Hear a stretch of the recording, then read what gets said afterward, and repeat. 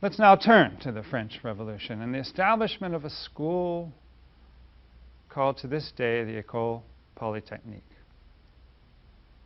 In the usual story, the events of the Revolution involved the replacement of the monarchy and of a system of authority organized around the clergy and the nobility of the blood, replaced with a republic elected by citizens. It's important to understand and remember that the commoners had not really benefited from the mercantile wealth of the 18th century and from the accumulation of booty, gold, and silver from trade and colonization. Since neither the nobility nor the clergy paid taxes on their land, the crown actually participated in a somewhat limited way as well. By the end of the century, the legitimacy of the crown was undermined by a more general financial crisis, by the loss of the American colonies back in 1763, and at that time, loss of the 7 Years' War. French assistance, you may remember, French assistance for the American colonies during the American Revolution was actually an effort to weaken or otherwise inhibit the growth of British power. The aristocracy continued to resist the king's attempts to tax them, to tax the lands of the nobility. Indeed, it appeared that the aristocracy had finally triumphed when the assembly of a southern province in France voted to withhold its tax payments until the king would call into session the Estates General.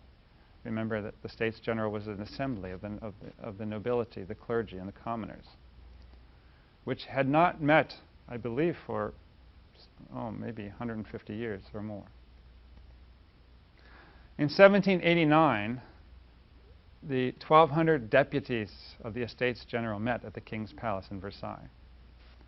The Third Estate dubbed themselves the National Assembly, and they took an oath not to separate until France had a constitution. And when the king resisted, the people in Paris rebelled. Here's when the Bastille was taken by force, Versailles being in the southern suburb of Paris. And then in an all-night session, the National Assembly moved to abolish all feudal authority. During the next 2 years, from 1789 to 1791, the Assembly confiscated the property of the church, and they established a new provincial administration and a new judicial system. But note, importantly, this was still a centralized system, authority vested in a centralized state. A vote was held to create a parliamentary government in 1791, but the king, Louis, was unwilling to play the role of a constitutional monarch, a more symbolic role. Remember, he's living with this tradition of absolutism. Also, losses in wars, ongoing wars with Austria and Prussia, led to the overthrow of the monarchy by popular insurrections.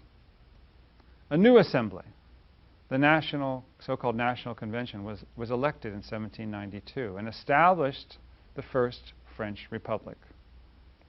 With a war on, it was concerned about the national integrity here. The so-called Committee on Public Safety was given authority to run things. What they organized was what later became known as the Reign of Terror, executing both the king and the queen a year later in 1793. When France started winning its war with the Prussians, power was vested in a 5-man directory for a period of 4 years. Then in 1799, about a decade after the beginning of the Revolution, a group of officers selected a young general from the artillery, remember the artillery, by the name of Napoleon, to stage a coup. So the revolution, the revolution was supposed to have swept aside a world built on loyalty to the landowning nobility and the monarchy, replacing it with an entirely new state built around equality before a set of laws and freedom to engage in production and commerce.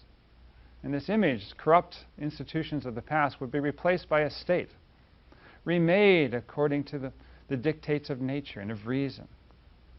In fact, as Alexis de Tocqueville later wrote in comparing the French with Americans, what the French Revolution actually accomplished was to strengthen the position of the educated bourgeoisie, and then, in a sense, reproduce both a traditional hierarchy and a centralized state in new form.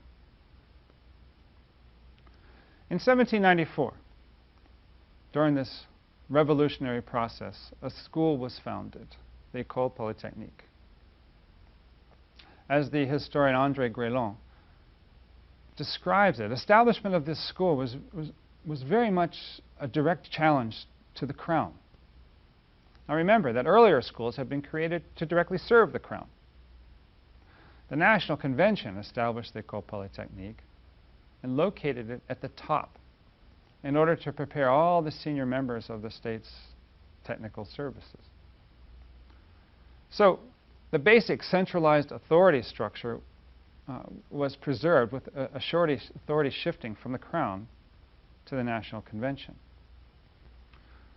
Accordingly, and with the Ecole Polytechnique directly in service of that new structure, all the existing schools officially became application schools, École d'Application, charged with applying the theory, fundamental theory that would be the